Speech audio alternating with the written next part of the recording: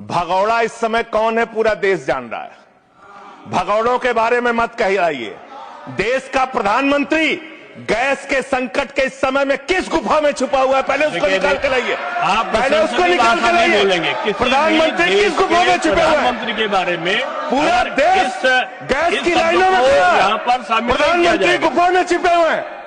प्रधानमंत्री को निकाल के लाइए। प्रधानमंत्री को निकाल के लाइए।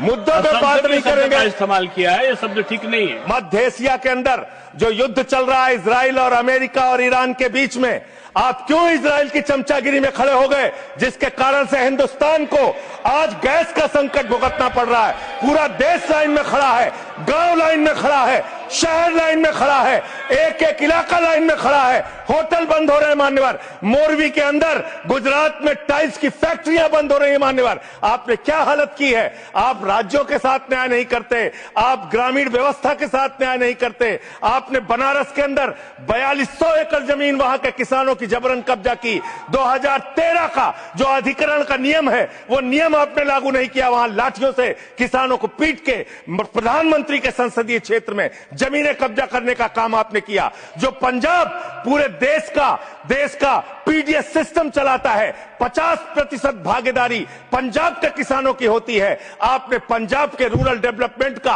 8000 करोड़ रुपए मार के बैठे हुए। आप बताइए क्यों आपने पंजाब का हिस्सा नहीं दिया, क्यों आप वहां के साथ सौतेला व्यवहार कर रहे हैं। बताइए इस देश को और पंजाब के लोगों को। वहां पर बाढ़ आई, आप भी गए थे मंत्री जी वहां पे दुख जताने के लिए। आपने वहां की भयावह परिस्थितियों को देखा था। बावजूद इसके 1600 करोड़ रुपए की मदद आपने घोषित की थी। 16 पैसे आपने पंजाब को नहीं दिए। 16 पैसे। यह आपकी दुर्भावनापूर्ण नीति है जो राज्यों को भुगतनी पड़ रही है, जो देश को भुगतनी पड़ रही है। और ग्रामीण विकास के नाम पर आपने इस देश के गांव में रहने वाली जनता को लगातार धोखा देने का काम किया है, लगातार उनको ठगने का काम किया है। चाहे वो आंगनबाड़ी की स्कीम हो, आंगनबाड़ी की कार्यकर्तियां, हर काम में उनको आप लगा देते हैं, लेकिन आप उनको पैसा देने के नाम पर आपको हंसी आएगी, हंसी आएगी, हंसी आएगी।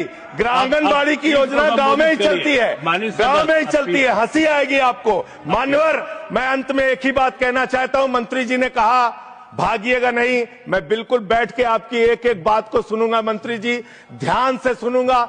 जितनी बात मैंने कही है उसका पूरा जवाब दीजिएगा, और अगर आप जवाब नहीं दे पाएंगे तो मुझे भी उस वक्त बोलने का अवसर दीजिएगा।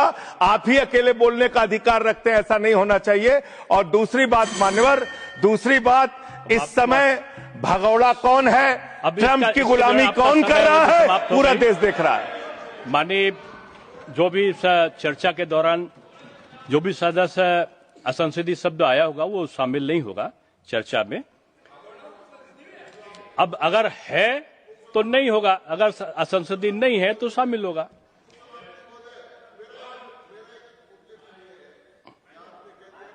नहीं आएगा, लेकिन आजकल जो व्यवस्था है वो दूर संचार के माध्यम से चली जाती है। इसलिए ये भी व्यवस्था होनी चाहिए कि जिसको रिकॉर्ड में नहीं लिया है वो बाहर भी नहीं जाएगा। आपने किस चीज को कहा? जिस चीज को सारी व्यवस्था करेंगे, जेल के शिक्षों में रहोगे और रहे और रहोगे। नहीं बोल सकते, आप सीधे बात नहीं करेंगे माननीय सदस्य, आप सीधे बात नहीं करेंगे, आप सीधे बात नहीं करेंगे। आप पीठ को संबोधित करिए, आप पीठ को संबोधित करिए। ये आमने सामने बहस का मुद्दा नहीं है। आप संसद में हैं, माननीय संजय सिंह, माननीय सदस्य, आप पीठ को संबोधित करिए। आप इस तरह से बात नहीं कर सकते।